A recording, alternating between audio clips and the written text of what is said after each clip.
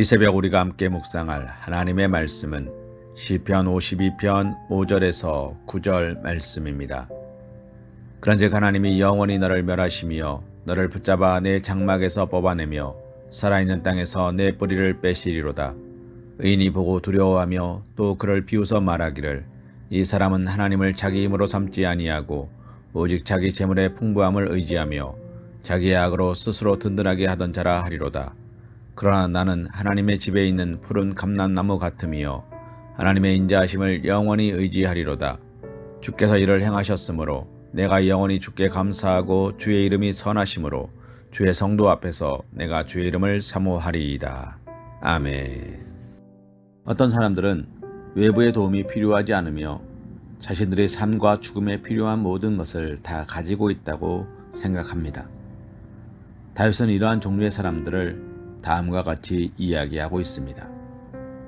이 사람은 하나님을 자기 힘으로 삼지 아니하고 오직 자기 재물의 풍부함을 의지하며 자기의 악으로 스스로 든든하게 하던 자라 하리로다.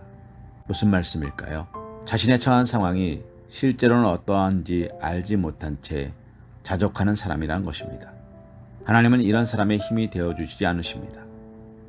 그는 자신의 어리석음과 악을 의지하며 자신의 죄악 속에서 힘을 얻고 있습니다. 죄 위에 세워진 인생에는 기초가 없습니다. 집을 짓는 사람에 관한 예수님의 비유를 떠올려 보시기 바랍니다. 어리석은 사람은 자기 집을 모래 위에 지었습니다. 그는 하나님께 순종하지 않았습니다.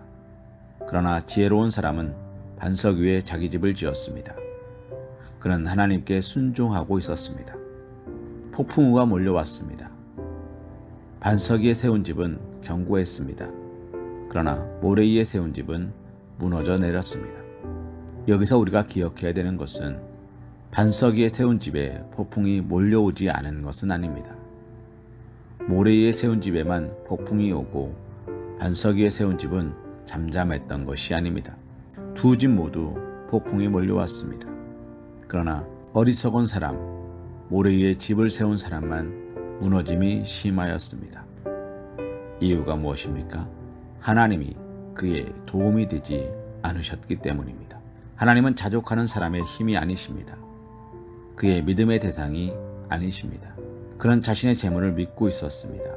오늘날 대부분의 많은 사람들은 돈으로 모든 문제를 해결할 수 있다고 생각합니다. 이런 사람들은 그 재물의 풍부함을 의지하고 있는 사람입니다.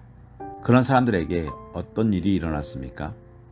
5절 말씀에 보면 하나님이 영원히 너를 멸하시며 너를 붙잡아 내 장막에서 뽑아내며 살아있는 땅에서 내 뿌리를 빼시로다 라고 이야기합니다.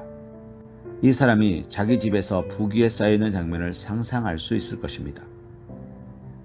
그러나 하나님이 오셔서 그 뿌리를 빼어버리신다는 것입니다. 사람들이 보기에는 아름다운 나무 같았을지 모르나 하나님은 말씀하시는 것입니다. 뿌리를 빼버리겠다.